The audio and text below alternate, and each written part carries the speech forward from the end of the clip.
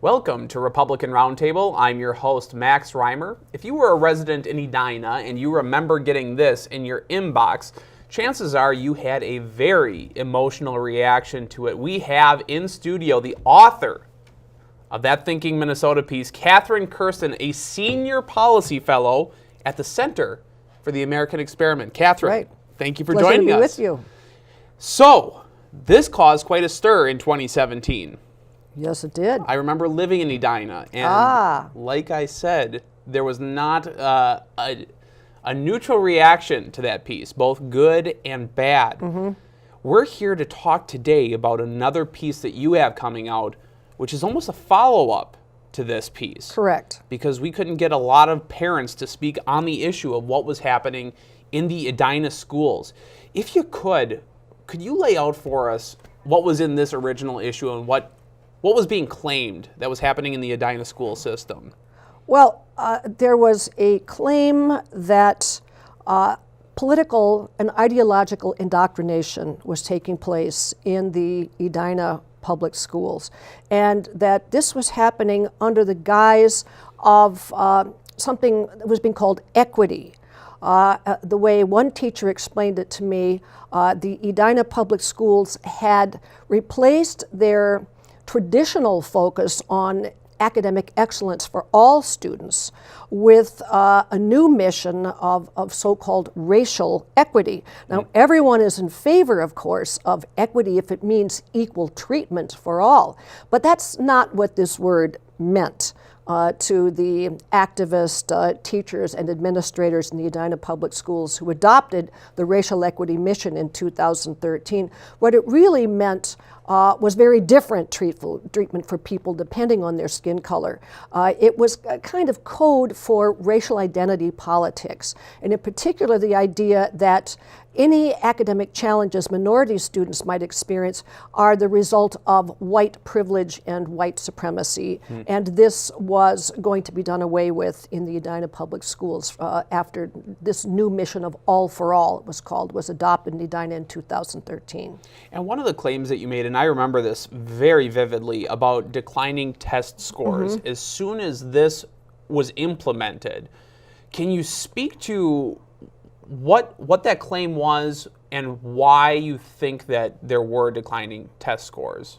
Right. Well, there were some startling declines in academic performance in Edina. If you look, for example, at what happened from, say, 2008 to 2014 or so, and this was a period before, and the new equity mission was adopted in 2013, you'd see that Edina High School, for example, was at the very top in terms of performance in reading and also in math for all those years, and of course for decades before.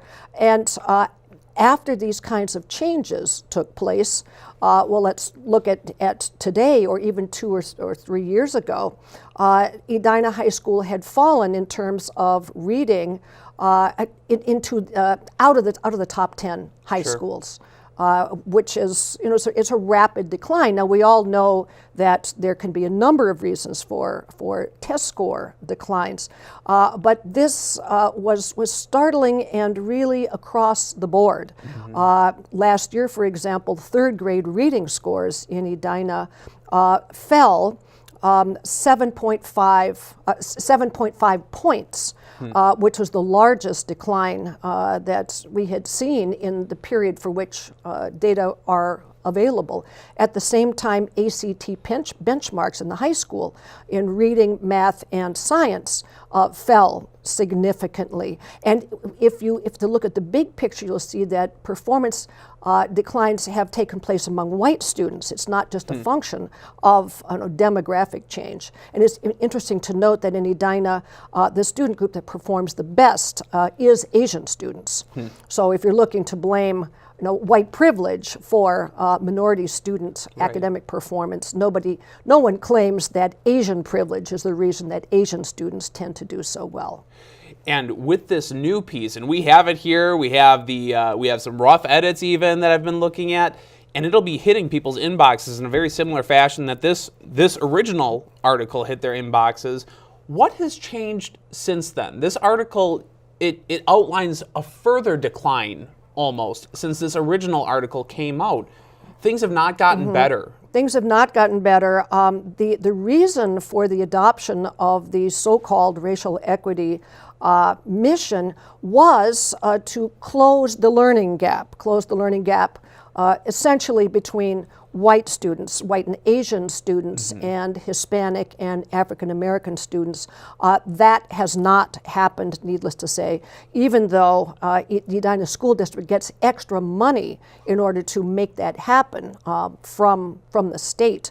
So we have seen continued score declines in both reading and math pretty much across the board, and we have not seen an improvement of any magnitude in the racial learning gap, despite the fact that the huge changes that have happened in Edina in terms of how instruction is delivered were delivered specifically to erase that gap. And one thing that disturbs me about that is you say learning styles and methods have changed, and it's based on an ideology of equity. That is to say, equity of outcomes, or correct. At the end of the day, having a disadvantage for one group to prop up potentially another one. Yes. One thing that you had made mention before the show was, in particular, a learning style where kids are allowed to basically just do whatever they want for a portion of their class. Right. What is that? Well, so this, one question that I ask, a major question I ask in this new piece is, what has it meant to see to view all teaching and learning, and these are words of the New Edina mission, through the lens of racial equity? What actually has that meant day to day? It sounds okay, right? Sure. As a marketing term, it sounds okay. It does, okay. and of course, again, depending on what you mean by equity, you don't mean fairness.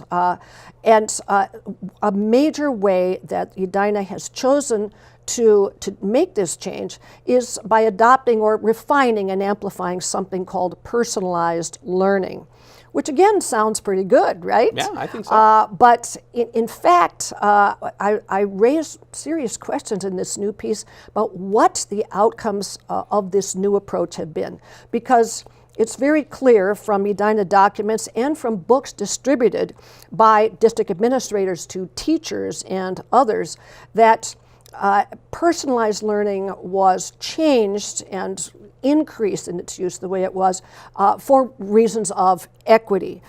Their understanding of equity is that equity requires that there be as close to perfect a demographic balance as possible in every classroom where it's possible. And so they've chosen to do this, to get this kind of perfect demographic balance by adopting personalized learning. The idea is that you could be 2 years ahead of your peers in reading, you could be 2 years behind. Doesn't matter, everyone goes into the same class, so we can get that perfect equitable picture in front of our eyes.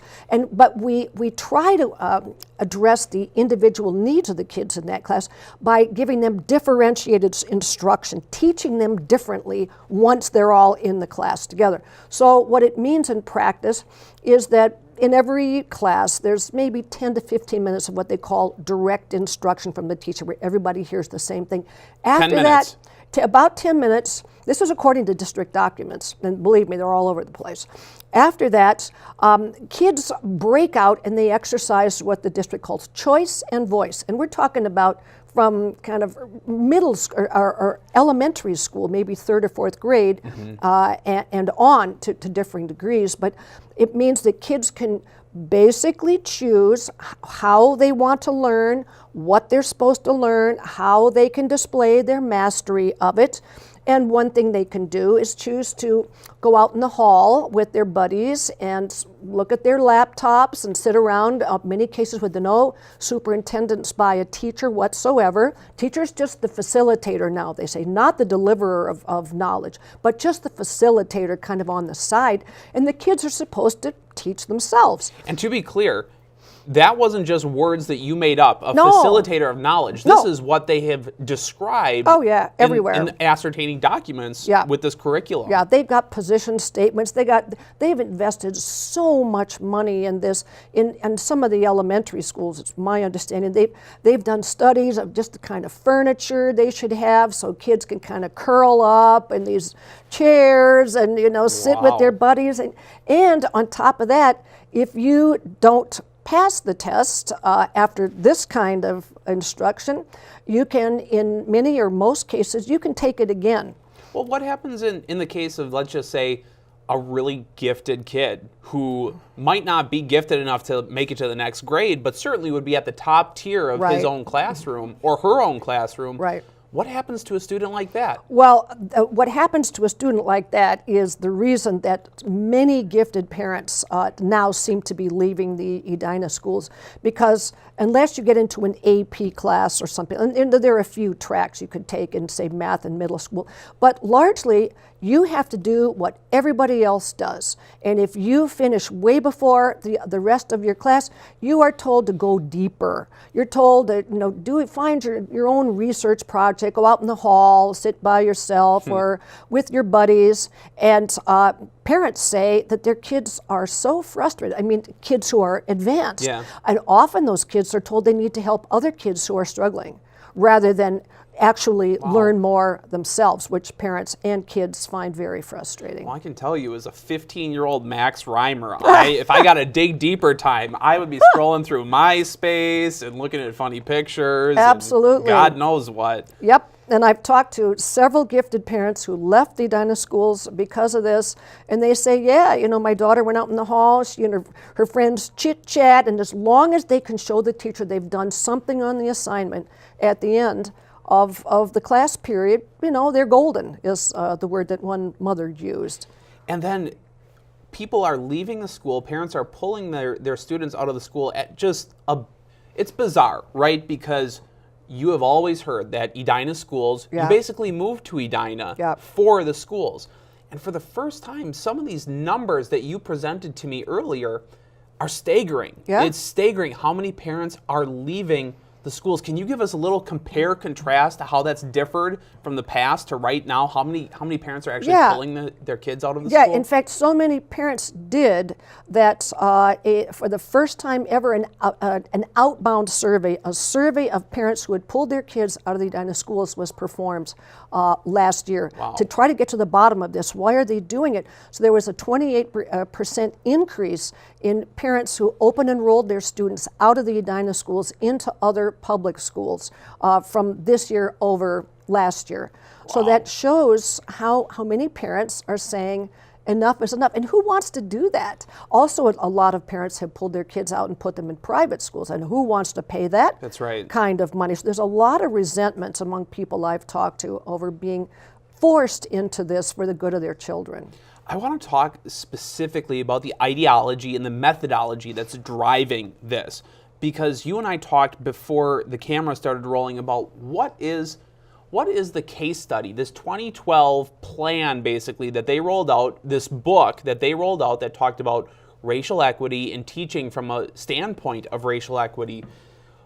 It seems to me there's not been a working model for that being successful anywhere. Am I wrong? You are exactly right. And that's why it's just so puzzling why the ideologues who are driving this within the district continue to push for it, because it's wishful thinking. They can't really point anywhere for a clear example of how this has helped students. In fact, you can find significant studies that suggest quite the opposite. That if you look, say, at gifted kids, you find that the Thomas B. Fordham Foundation did a study in 2011 showing that gifted kids tend to suffer the most because when they're held back in this way for purposes of equity, right? Let's say shrinking a gap, they make less progress in terms of growth that they should be showing than their average peers or those who are struggling, because their natural abilities are just constrained. in order to achieve a certain graph when it comes to test scores, or a picture when you look at a classroom and the colors of the skin of the kids in the classroom. And that is the ultimate determiner on how you're teaching these kids differently, right? It is inherently racist to say I'm going to teach the black kids different than I teach the white kids for equity. Absolutely, and of course it hurts the African American and the Hispanic students so significantly. One of the main books that has been used as an inspiration by, in particular, the Edina high school English department, which is a major driver of this, is Courageous Conversations About Race, written by Glenn Singleton, who is a black diversity consultant whose vision of teaching black kids is one of the most racist I've ever seen. In fact, when you open these pages, and it was used in Edina for several years and is still highly influential, you find that he literally says, black and brown children learn differently than white children. It always leaves Asians out of this, right? Of course. But believe it or not, he says black and brown children roll their eyes, they're not verbally expressive, they can't, they're not quantitatively minded, they're not logically able to. It's just staggering. Can you imagine? This guy has earned Katherine millions Kersten of dollars. saying those things? Oh, it's Pitchforks would be. Yeah, it's atrocious. We'd have people marching in the studio right now. It's so degrading, and how this passes as the flagship of equity. But in fact, just a couple days ago, on April 15th, teacher Jackie Rail from Edina High School trotted that book out again, made a presentation to metro area superintendents about equity and culturally responsive teaching, and she highlighted that book as so it's an upside down world. And within this plan, what I found really disturbing was we had a teacher of the year, correct me if I'm wrong, have a quote on this issue where he is uses cuss words in a formal setting and instructs us that we all have our racial bias. Yeah. What was that about? He teaches 8th grade in a Minneapolis school. But then when you actually look at the Teacher of the Year organization and its website, you see that it is a highly ideological organization. Teacher Jackie Rail, the one I just mentioned at the high school, was also a Teacher of the Year for Minnesota. Edina seems to be the front lines for this type of programming. Is this pretty prevalent throughout the Twin Cities metro? It's this Courageous Conversations About Race. Glenn Singleton's it's called the Pacific Educational Group. He has been retained by many metro area school districts here in the Twin Cities, and this whole vision of equity is more and more prevalent. In fact, the Edina City Council has an equity committee, and they spent a bunch of money doing a big equity survey, asking people to identify the grocery stores where they feel unwelcome or whatever. Just, it's crazy. And then there are the sort of trappings of 1960s encounter groups, the sort of touchy-feely, fake Native American kind of imagery of sitting in a circle and picking up a talking stick, and that's right. That was one of the more disturbing parts reading through this, about how this has almost become a dogmatic religion of sorts, where people are picking up stones and casting them if they want to talk about racial issues, and that white people are treated in a different way than black people in their circle, and chanting and sticks. And I mean, what is going on right now? I think what you find is that this is all about feelings. This is not about logic. This is not about research. This is about feeling good about yourself. If you are a teacher who likes to think that white privilege is the reason that some of her minority students are failing, she can feel superior, right? Sure. To all the other benighted people whose implicit bias is keeping these kids down. And one of the major reasons that I question the kind of logical framework here is these folks never leave room for the notion of personal responsibility or Right. effort. Anybody who's a parent knows that you got to work hard to learn the times tables in third grade, right?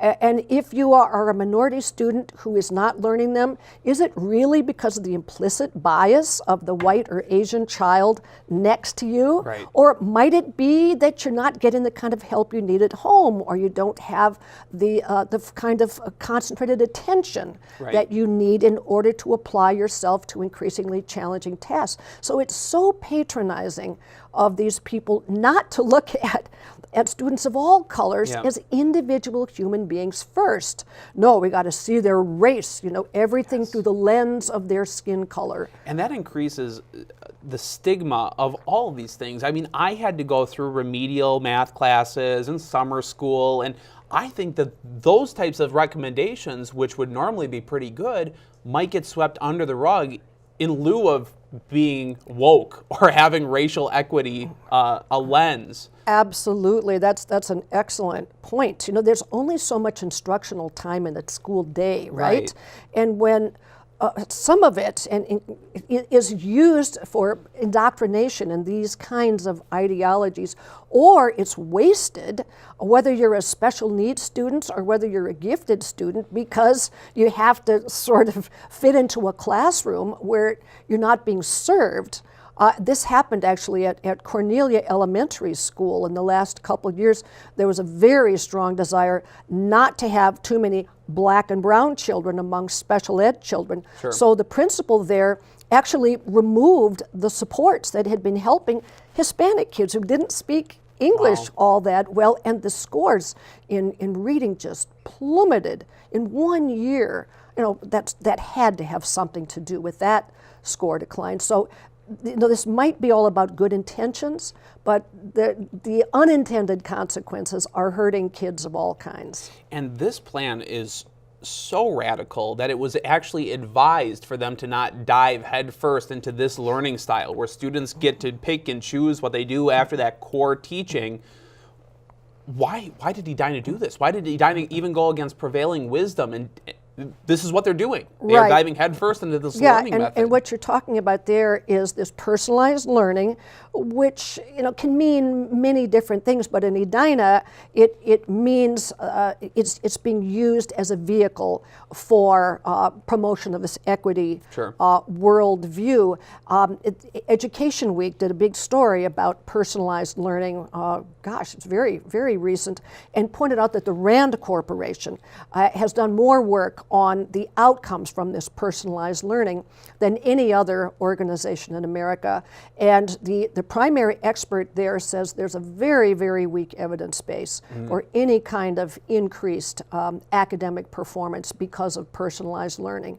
And Rand Corporation advises going slowly with this. There's a lot of technology. So this is the brain trust behind this. That's saying, hey, take it easy. Yeah, it's a well-known education research organization that has looked more carefully at the outcomes when personalized learning of this kind, or frankly any kind, has been adopted, and saying go slow. Be very careful. This is not a panacea, but it has been. There's an attempt to make it a panacea in Edina. In this article, one of the big criticisms was there was just anonymous sourcing, that parents were not willing to come forward, even though you had story after story after story. Me being in Edina personally, you hear story after story after story.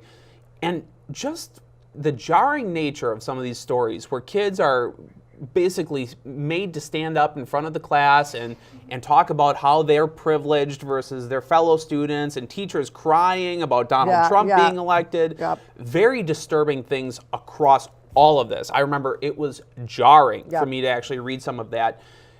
This time around, you actually have a parent who's willing to come forward and spill some of the beans on their child's personal experience. Yes, well, that was the article that I did following this.